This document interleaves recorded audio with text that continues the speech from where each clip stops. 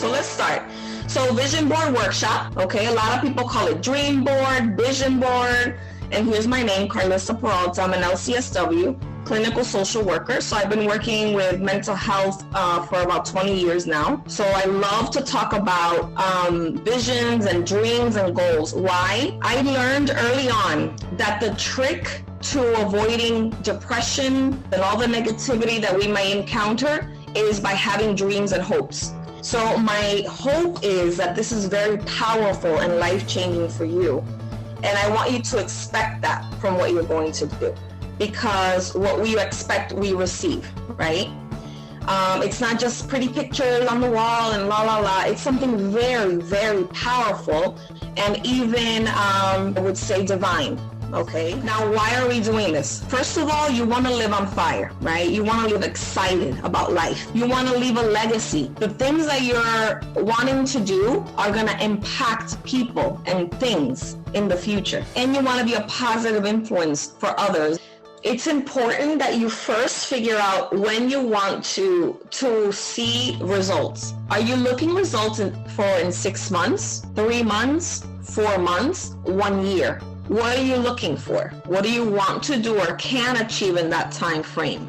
The other goals that you do not like star or circle or highlight will be achieved in the future, so do not discard them. You need those for later. You will need for next week, you'll need a board. It's important that you pick a color that works with you.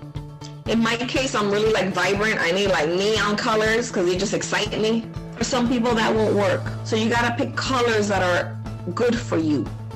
The most important part of this is that you need specific motivating images. Okay, I'm going to give you an example. If I'm looking to buy a car, I can't just put a picture of a car.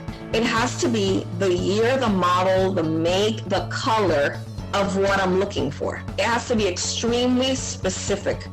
If that image does not motivate you, do not print it out, do not cut it out. It's not for you. It's not going to help you. I personally like a board because I need to see it. I need it to be part of my life and my area. I need to have it like in my face. Sometimes if you have to look for it, it's harder for people to have it in their face and focus. When you wake up in the morning and you look at these images and you read, I also like to write under the image, specifically what I'm looking for.